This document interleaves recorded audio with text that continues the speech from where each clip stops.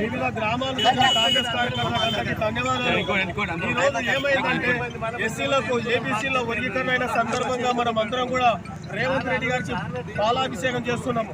ఈ ఎస్సీ వర్గీకరణ గురించి 1994 జూలై 7 తారీఖు నుంచి స్టార్ట్ అయితే ఈ రోజుకి 31 సంవత్సరం నడుస్తున్నా అది సుదీర్ఘ పోరాటము. ఎంతో మంది ముఖ్యమంత్రులు మారినరు, 6 ముఖ్యమంత్రులు మారినా అది ఆ రకంగానే ఉండిపోయేది. కాబట్టి గతంలో ఎన్నో రకాల సమస్యలు కానీ రాస్తారోకాలు తర్వాత ఆ రకమైన అన్ని రకాలు చేయడం జరిగింది. కాబట్టి ఈరోజు మరి షమీర్ అఖ్తర్ గారు ఇచ్చిన నివేదిక ప్రకారంగా మరి రాష్ట్ర ప్రభుత్వాలు దాని వాళ్ళ పరిధిలోనే చేసుకోవచ్చు ఏపీసీలో వర్గీకరణ అని చెప్పడంతో దానికి ధైర్యం చేస్తూ మన రేవంత్ రెడ్డి గారు డైనామిక్ లీడర్ గారు ముందుకు వచ్చేసి ఎవరికి తల వంచకుండా ఎవరికి బెదరకుండా ధైర్యంగా మరి ఈ ఉన్న ఎస్సీ వర్గీకరణ 59 కులాలను 59 కులాలను ఏబిసిడీలుగా 3 రకాలుగా విభజిస్తూ ఏసీగా విభజిస్తూ దాని రకంగా చేయడం జరిగింది. అందులో ఎస్సీ మాదిగకు సంబంధించిన కులాలన్నీ కలిసి 9% చేయడం జరిగింది. అదే రకంగా మాలకుండ కులాలకు కలిసి 5% జరిగింది. వేరే మరి ఏ కులానికి సంబంధించిన వారికి 1% ఈ రకంగా మొత్తం కలిసి 15% రిజర్వేషన్ ఈ రకంగా పొందుపరచడం జరిగింది. కాబట్టి మేమంతా కూడా మాదిగలమంతా కూడా రేవంత్ రెడ్డి గారికి కృతజ్ఞతలు తెలుపుతున్నాము. మనం ఎందుకంటే ఎన్నో రకాలు చేసిన పోరాటం ఈ రోజు ఫలించింది.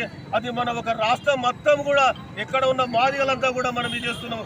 దాదాపుగా ఈ పాలమూరు జిల్లాలోనే ఎస్సీలు మాదిగలు ఎక్కువ ఉన్నారు. ఒకసారి రేవంత్ రెడ్డి గారు మహబూబ్ నగర్ జిల్లాకు వచ్చినప్పుడు చెప్పిండు, నాన్న మన తండోర కొట్టండి అని చెప్పేసి ఉద్దేశం కూడా చెప్పడం జరిగింది.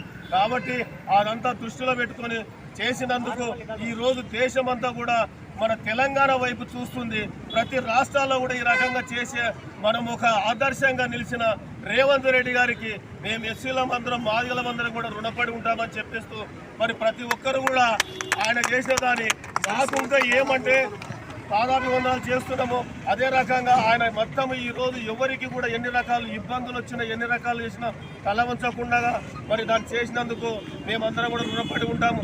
కాబట్టి మరి ఎందుకంటే మాది కొంచెం ఏమంటారంటే ఇంకా మాదిగలలో ఎక్కువ మంది అయ్యారు. కాబట్టి మేము కోరడం ఏమవుతుందంటే 15% 18% పెంచుతూ దాంట్లో మళ్ళీ మా ఎస్సీ వర్గీకరణ 9 నుంచి ఇంకా కొద్దిగా పెంచితే బాగుంటుందని చెప్పేసి ఉద్దేశంతో ఈరోజు మా మాదిగల తరఫున మేము ప్రభుత్వానికి విన్నవించుకోవడం జరుగుతుంది. కాబట్టి ఇక్కడ వచ్చిన ప్రతి ఒక్క కార్యకర్త ధన్యవాదాలు తెలుపుతూ ఇంకొక నా చిన్న ఉపన్యాసాలు ముగిస్తున్నాను.